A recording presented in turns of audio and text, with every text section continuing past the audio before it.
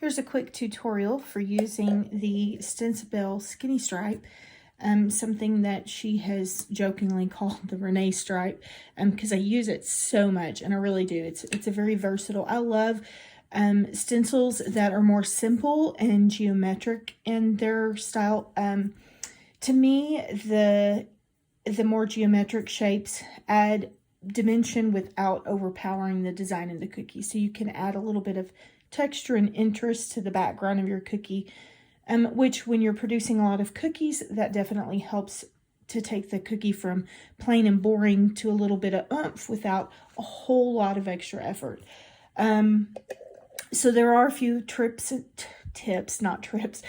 There are a few tips and tricks on using them, and one of them is, I demonstrated earlier, you get down low to the cookie.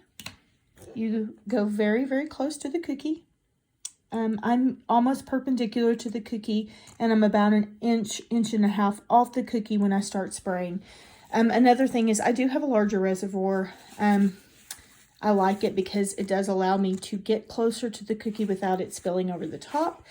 And it does prevent, the closer you get to the bottom of the cookie or to the top of the cookie, the better coverage you're going to get automatically. It's going to be less risk of overspray. The further up you are, you'll get more powder overspray effect. The closer you are to the cookie, the more detail and fine lines that you can get. With this particular stripe, because the detail lines are so close together, you do have to be pretty slow when you're brushing and airbrushing. You want to make sure that you're not trying to completely cover in one swipe. You're just not going to be able to do that without overspray. So I'm just going to give you a quick show of an idea of how I do this. This is just a blend of soft pink and electric pink. And when I turn my air compressor on, I do have my regulators going out, so I do have it on order. It's not in yet. So you'll just have to ignore that it's going to come on and off fairly often because it's struggling to regulate the air pressure. It's holding on, and I'm hoping it gets in the next couple of days. Anyway, here we go.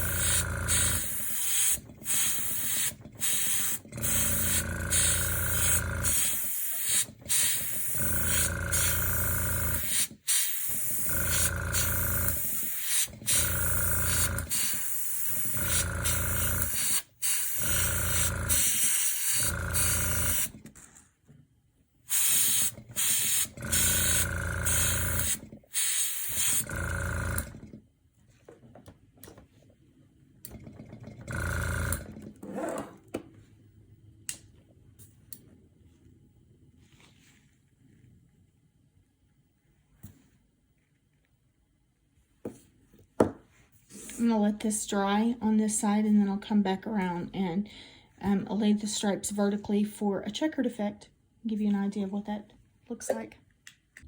When I'm airbrushing this for a check effect, you just, once the cookie stripes are dry from the first direction, you just flip the stencil the other way. And you can notice here that there's a little bit of gapping, and one great thing about Belle stencils is she does have this little bitty tab.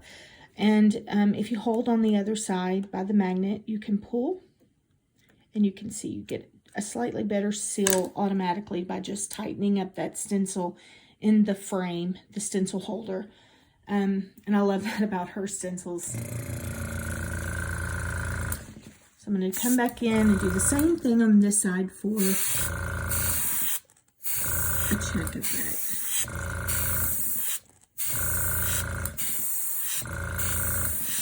When you have lighter colors, you can get better coverage with 1 or 2 strokes versus multiple strokes when you do black. And I do have a black stripe tutorial on my Instagram page as well, just to show you how many times. Sometimes I will do 3 or 4 stripe swipes back and forth with the airbrush before I get the coverage that I want, because I start light and then go over it several times until I get the coverage I want.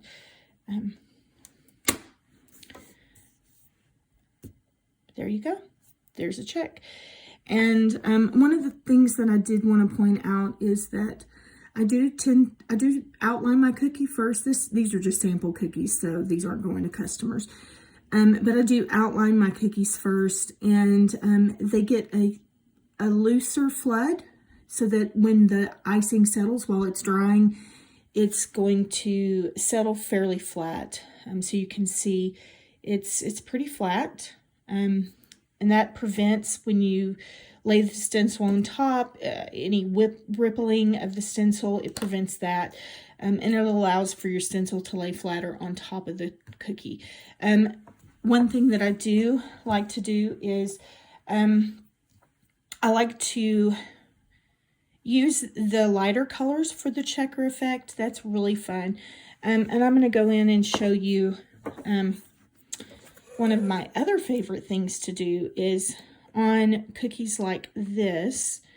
That is a conversation bubble that I made, a cookie cutter I designed for Valentine's Day. It's really easy to come in with a pearl sheen and get just a little soft effect into the background. Just a little bit into the background.